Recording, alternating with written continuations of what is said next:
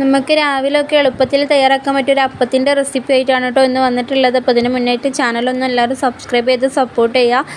അതിനാവശ്യമായിട്ട് നമുക്ക് ചോറ് വേണം കേട്ടോ. 1 കപ്പ് ചോറ് എടുത്തിട്ടുണ്ട്, 2 കപ്പ് അരിപ്പൊടി എടുത്തിട്ടുണ്ട്. ഇനി ചിരവിയ തേങ്ങയാണ് കേട്ടോ എടുത്തിട്ടുള്ളത്, 1 കപ്പ് തേങ്ങ എടുത്തിട്ടുണ്ട്. ഇനി നമ്മളൊരു മിക്സിയുടെ ജാർ എടുത്തിട്ടുണ്ട്.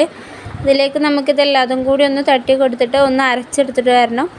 അപ്പോൾ ഇനി നമുക്ക് എല്ലാതും കൂടി മിക്സിയുടെ ജാറിലോട്ട് ഒന്ന് ഇട്ട് കൊടുക്കാം കേട്ടോ.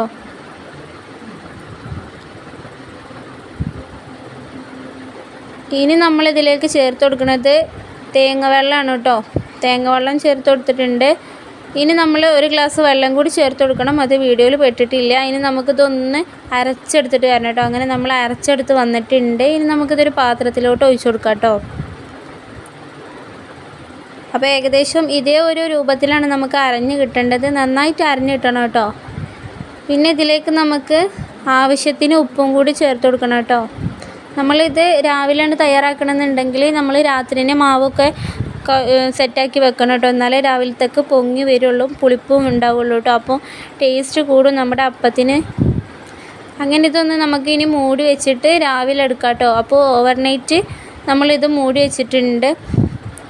അങ്ങനെ നമ്മൾ രാവിലെ ആയപ്പോൾ എടുത്ത് നോക്കിയപ്പോൾ നന്നായിട്ട് പൊങ്ങിയൊക്കെ വന്നിട്ടുണ്ട് നമ്മളെ മാവ്. ഉപ്പൊക്കെ ഉണ്ടോയെന്ന് ഇപ്പോൾ നോക്കിയതിൻ്റെ ശേഷം നമുക്ക് ഇട്ട് കൊടുക്കാൻ പറ്റും കേട്ടോ. അങ്ങനെ നമ്മളൊരു പ്രൈഫാൻ ചട്ടി ചൂടാൻ വെച്ചിട്ടുണ്ട്.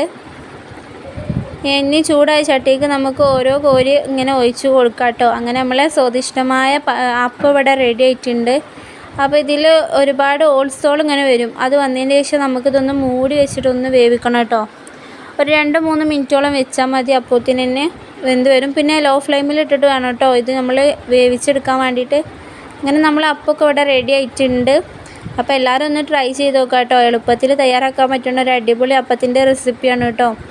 ട്രൈ ചെയ്ത് നോക്കിയിട്ട് എങ്ങനെയുണ്ടെന്ന് കമൻറ്റും കൂടി ചെയ്യാൻ മറക്കല്ലേ കേട്ടോ. സബ്സ്ക്രൈബ് ചെയ്യുക, അതേപോലെ ലൈക്കും ചെയ്യുക, ഷെയറും ചെയ്യുക കേട്ടോ. അങ്ങനെ നമുക്ക് എല്ലാ അപ്പം കൂടി ഒന്ന് ചുട്ടെടുത്തിട്ട് വരാം.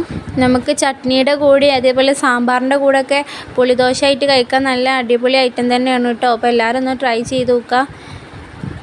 ഇഷ്ടപ്പെട്ടാൽ എന്തായാലും ലൈക്ക് ചെയ്യാനും കൂടി മറക്കരുത് കേട്ടോ.